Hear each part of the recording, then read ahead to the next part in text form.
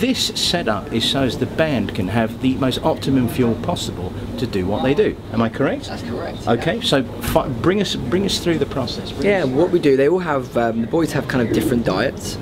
Some of them require more meat, less green veg, more green veg, more protein, less protein. We've even got a vegan here and there.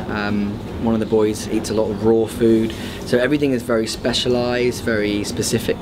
So what I do is, instead of just like you say, popping to a Safeway or something like that, I'll go to local markets, try and get inspired that way, go to local producers, butchers, fishmongers, sometimes farms, and find things that are basically in season, local, in season, and really thriving at that time of year.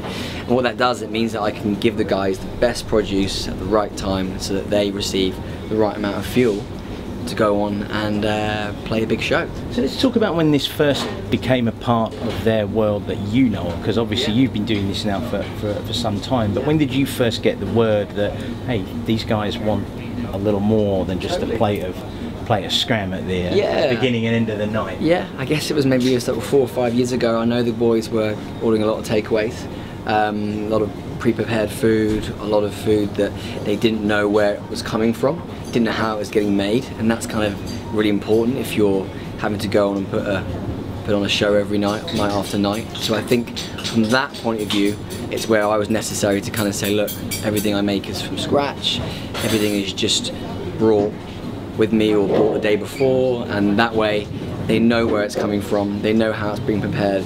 I've got a certain style that they're starting to get used to, so they kind of know a little bit like what's on the plate. It's like Simon kind of did that, so I guess it's been a long time now, so for me that's just a positive thing, because it means I can kind of experiment more, but I know that they trust me, rather it being like, here's this kind of crazy dish and them sort of going like, whoa, you know, can't eat that before a show. It's more like they know that I'm putting certain nutrients into the dish, so it becomes fuel for the show. So it's a really nice relationship where I get to kind of be inspired and practice new dishes and new techniques, and they get to have, hopefully, the faith that what I'm providing is what they need to do their job.